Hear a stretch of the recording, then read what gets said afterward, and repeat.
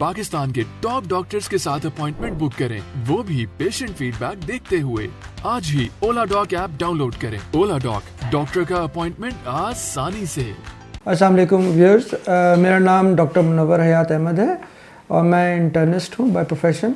मेरी क्वालिफ़िकेशन में FCPS residency from AKUH है, इसके साथ साथ मेंबरशिप इन CPSP, और इसके अलावा मैंने हार्वर्ड यूनिवर्सिटी से 1 ईयर का डिप्लोमा इन इंटेंसिव केयर में हासिल किया हुआ है। स्टेम सेल के लिए मैंने जो है यहाँ पे अल खलीज ज्वाइन किया, जिसमें हमने स्टेम सेल्स के बारे में पहले इनिशियली रिसर्च वर्क देखा गया यहाँ पे, और उसके बाद रिज़ल्ट्स देखे गए, और उसके बाद फिर मैंने यहाँ पे आके as a stem cell consultant जो है अपनी प्रैक्टिस शुरू कर दी है। नाज़रीन, आज हम बात करेंगे ऑटिज़म पे। ऑटिज़म एक पैदाइशी मर्ज़ है और इसमें मुब्तला बच्चे जो हैं वो जिस तरह ग्रो करते हैं उनके अंदर बिहेवियरल चेंजेस आना शुरू हो जाती हैं जो नॉर्मल से हटकर होती हैं। ये बिहेवियरल चेंजेस जिनमें बहुत नुमायाँ जो चेंजेस सामने आती हैं, उनमें उनका लैक ऑफ फोकस, यानी एक जगह पे फोकस ना करना, यानी इन अटेंशन भी इसको कहते हैं, और साथ साथ एग्रेसिव एटीट्यूड होता है। ये बच्चे आमतौर पे एक चीज़ के साथ बहुत अपने आप को कनेक्ट कर लेते हैं, और अगर उनके साथ किसी किस्म की उनकी मर्ज़ी के ख़िलाफ़ कोई बात देखते हैं तो उस पर एग्रेशन शो करते हैं। अपने लैक ऑफ अटेंशन की वजह से वो किसी चीज़ पर अपना लर्निंग नहीं कर पाते, जैसे कि तौर पे ज़बान, लैंग्वेज, वर्ड्स नहीं सीख पाते, बोल नहीं पाते, कम्युनिकेट नहीं कर पाते। और ये कम्युनिकेशन जब वो नहीं सीख पाते because of this lack of attention, तो इसके जो कॉम्प्लिकेशन के तौर पर चीज़ सामने आती है वो ये आती है कि इनका IQ लेवल ड्रॉप हो जाता है, और IQ लेवल ड्रॉप होने से वो एक नॉर्मल बच्चे की तरह से एजुकेशन नहीं हासिल कर पाते और माशरे का एक फ़ाल हिस्सा नहीं बन पाते। ऑटिज़म की अगर हम वजूहात पे बात करें तो ये एक जेनेटिक डिसऑर्डर है। इसमें किसी हद तक इन्वायरमेंटल चीज़ें भी हैं जो इन्फ्लुएंस करती हैं, मगर बेसिकली इट इज़ हम इसमें अब तक कोई एक पिन पॉइंट डिसऑर्डर को नहीं आइडेंटिफाई कर सके कि किस वजह से ऑटिज़म होता है।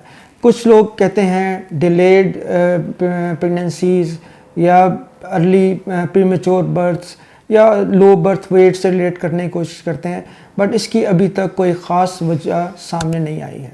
ओके नाज़रीन, ऑटिज़म की ट्रीटमेंट के मुताबिक बात करते हैं।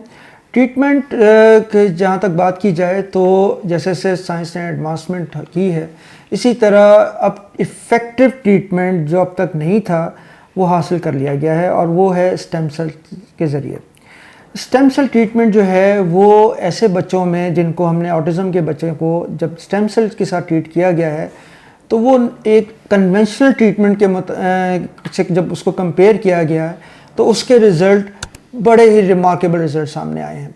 मिसाल के तौर पे ऐसे बच्चों में सबसे इम्पॉर्टेंट चीज़ उनके अंदर जो बिहेवियरल चेंजेस आई हैं उनमें उनकी अटेंशन टाइम जो है वो इम्प्रूव हुआ है।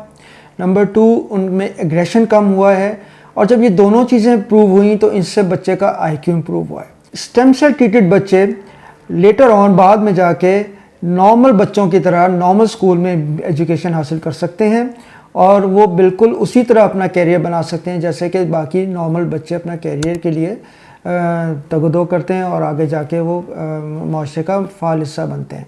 स्टेम सेल्स क्या करते हैं? स्टेम सेल्स बेसिकली जो है वो ब्रेन में, ये भी एक इस तरह का डिसऑर्डर है जिसमें ब्रेन में कुछ इन्फ्लेमेटरी सेल्स मौजूद होते हैं जिनकी वजह से बच्चे में ये बिहेवियरल डिसऑर्डर्स पैदा हो रहे होते हैं। इसको हम आमतौर पर आप कहते हैं ऑटिज़म स्पेक्ट्रम डिसऑर्डर। ये स्टेम सेल्स जब ब्रेन में पहुंच के वहाँ पे ना सिर्फ ये कि इन्फ्लेमेशन को कम करते हैं, बल्कि न्यूरॉन टू न्यूरॉन कनेक्शन को इम्प्रूव करते हैं, जिससे बच्चे में लर्निंग कैपेबिलिटी इम्प्रूव हो जाती है।